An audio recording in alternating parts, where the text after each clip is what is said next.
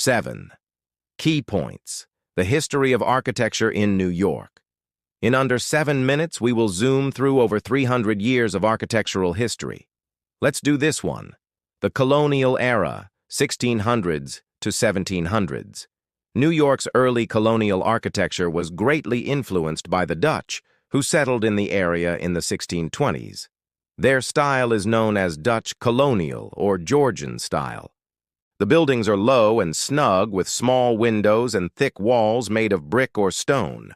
Many had steep gable roofs with decorative barge boards. An example of this style is the Francis Tavern, built in 1719. 2.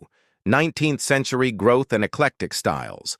After the Industrial Revolution, New York experienced rapid urbanization. This led to a demand for new housing and commercial spaces.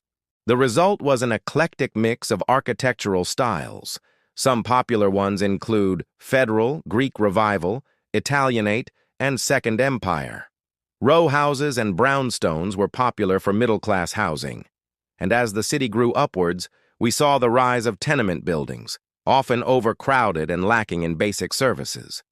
An example of this era is the Greenwich Village and Soho cast-iron buildings.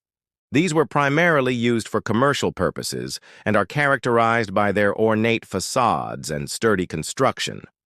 3. The rise of the skyscraper. In the late 1800s and early 1900s, New York saw the rise of the skyscraper. This was made possible by technological innovations, such as the steel frame and the elevator. The Chicago School developed a new structural system that allowed buildings to be taller and more stable. They were also influenced by the Beaux-Arts movement, which emphasized grand public spaces and monumental architecture. An example of this style is the Flatiron Building built in 1902. Its unique triangular shape was the result of the site's peculiar street layout. 4. Art Deco and the Roaring Twenties. During the Roaring Twenties, New York's skyline was transformed by the emergence of several iconic skyscrapers. Art Deco became the dominant style, featuring sleek geometry, bold ornamentation, and setbacks. The setbacks were a result of the zoning law, which required buildings to have a smaller footprint at the top to allow for more sunlight to reach the streets below.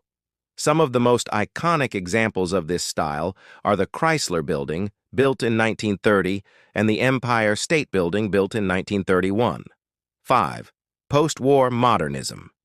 After World War II, there was a shift towards modern architecture. The emphasis was on glass and steel, and the buildings had a minimalist and international style. They were functional and devoid of any excessive ornamentation.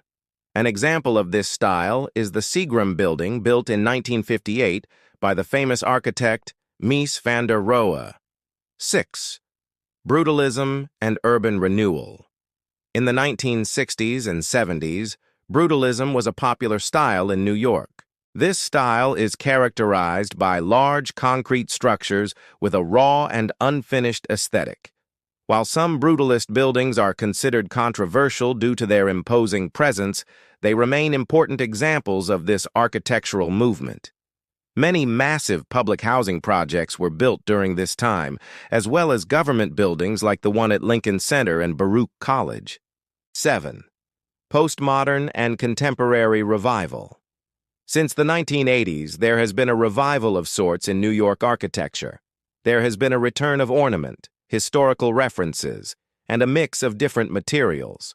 Some of the most famous architects today, like Frank Gehry, Zaha Hadid, and Bjarke Ingels, have all designed buildings in New York. These buildings push the boundaries of what architecture can be. They are sustainable, experimental, and sometimes even playful. Some examples include the Vessel, Hudson Yards, and One World Trade Center. So there you have it. 7 key points in the history of architecture in New York in under 7 minutes. If you enjoyed this video, please hit the like button and subscribe for more. Thanks for watching and see you next time.